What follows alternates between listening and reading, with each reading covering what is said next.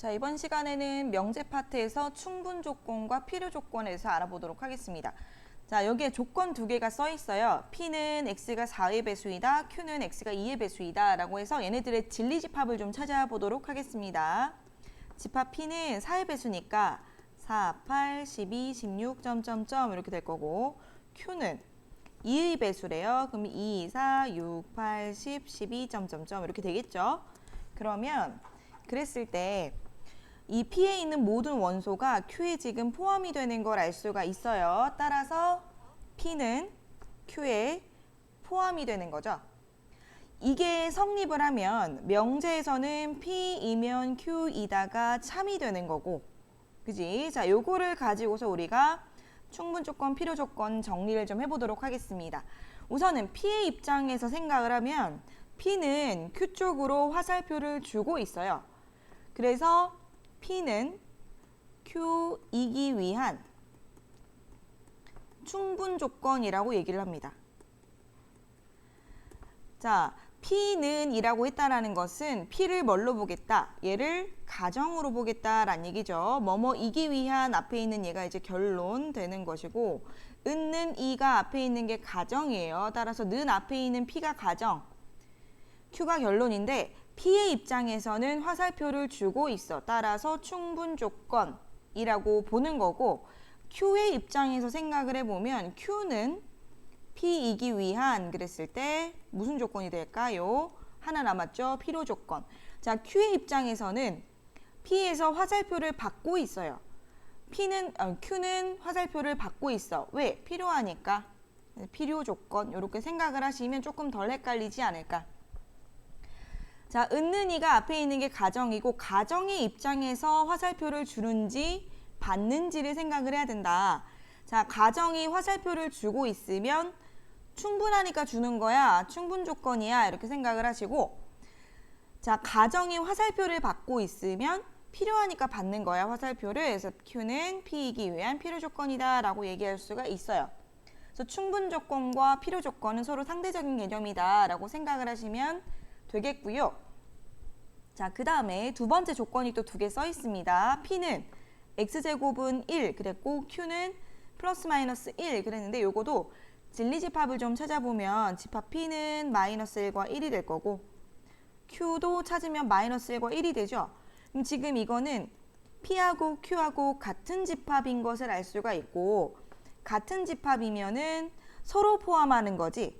여기 의미하는 것은 P도 Q에 포함이 되고 Q도 P에 포함이 되는 거니까, 자, 명제로 나타내게 되면 P이면 Q이다도 맞고요.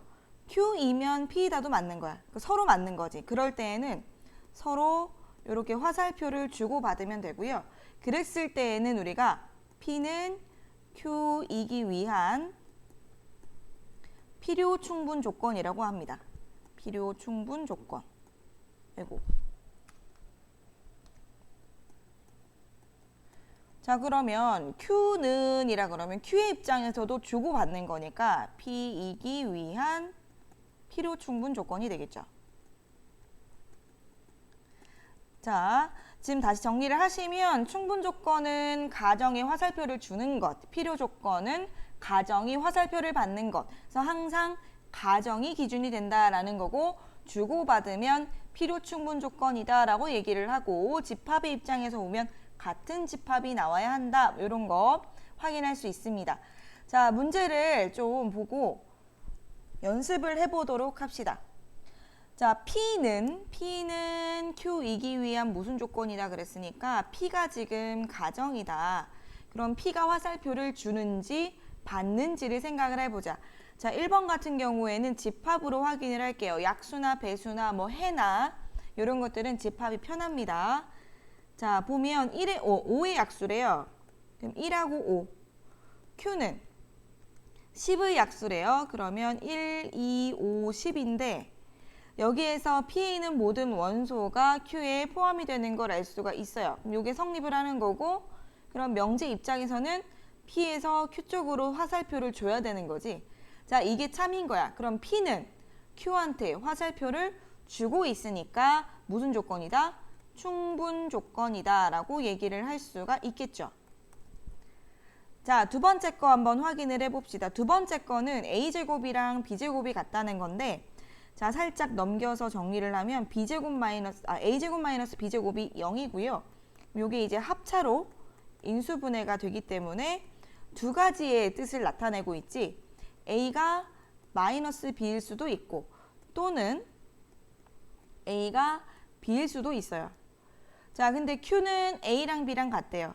그러면 누가 더 큰 범위에 해당하는 걸까? 지금 이쪽이 더 큰 범위인 거죠? 그지? 자, 얘는 한 가지만 얘기를 하고 얘는 두 가지를 얘기를 하고 있기 때문에 지금 q 쪽이 p한테 포함이 되는 요런 형태가 됩니다. 따라서 q에서 p 쪽으로 화살표를 줘야 하고, 자, 그럼 p의 입장에 생각을 하면 화살표를 지금 받고 있는 거니까 얘는 무슨 조건이다? 필요 조건이다 라고 얘기할 수 있어요. 항상 생각은 가정의 입장에서 하자. 자, 3번은 무슨 뜻일까 한번 생각을 해볼게요. p는 보니까 x도 0보다 크고 y도 0보다 커. 둘 다 양수라는 얘기를 하고 있고, q는 합이 0보다 크고 곱도 0보다 크대요. 자, 그럼 요거는 조금 정리를 해야 될 것 같은데 먼저 생각해야 되는 거는 곱이에요. 우리가 곱해서 0보다 크다라는 것은 무슨 뜻이야? 둘 다 양수이거나 또는 둘 다 음수이거나죠. 그럼 부호가 서로 같다라는 얘기잖아. 그럼 얘도 되고 얘도 된단 말이야. 근데 합이 양수라 그랬기 때문에 둘 중에 누구만 돼요? 얘만 돼요. 그러면 Q가 의미하고 있는 것도 결국은 X도 양수, Y도 양수라는 뜻이고 P는 그거 자체가 써 있는 거고, 그러면 지금 같은 뜻이구나 라는 걸 확인할 수 있는 거죠. 그러면 얘네들은 화살표를 주고받아야 하고 P의 입장이든 Q의 입장이든 주고받기 때문에 이거는 필요 충분 조건이 될 수가 있겠죠.